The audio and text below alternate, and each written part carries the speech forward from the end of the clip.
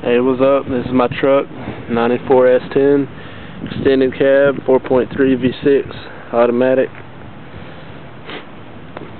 Got a sticker right here that says no fat bitches. Got one up there representing SD.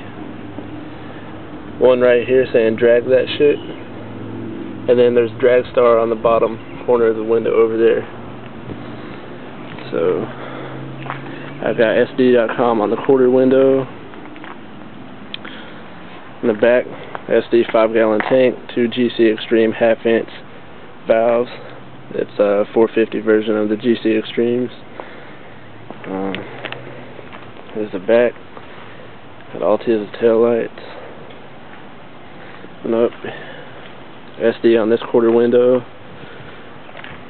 Thor Becky Brothers, SuicideDoors.com on the bottom of the back glass with Drop and Destroy above it.